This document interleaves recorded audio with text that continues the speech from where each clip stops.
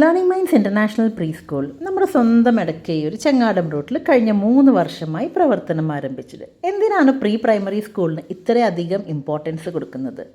നിങ്ങളെല്ലാവരും ഈ ഒരു ചെറിയ വീഡിയോ കണ്ടു നോക്ക്. ഒരു ചെറിയൊരു ഉദാഹരണം നിങ്ങൾക്ക് മനസ്സിലായി കിട്ടും. എന്തത്? ഡൈനോ.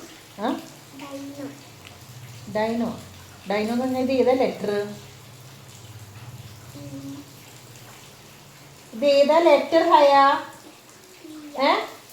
എന്താ ഹയ സ്കൂളിൽ പോയി ചെയ്തേ? ഹയക്ക് ബിയും ഡിയും അറിയില്ല? ഹയക്ക് ബിയും ഡിയും ഒന്നും അറിയില്ലേ?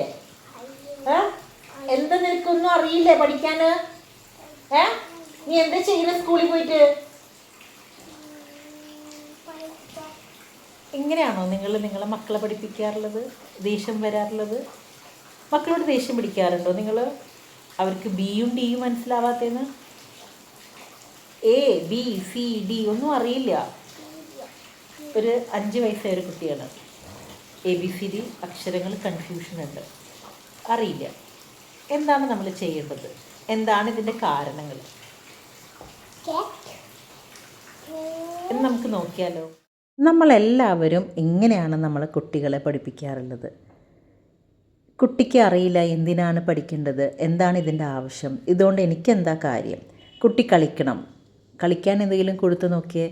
കളിയിൽ കൂടെ നമുക്ക് അവരെ പഠിപ്പിച്ചാലോ. ഇവിടെ ഇങ്ങനെയാണ് learning minds international pre school.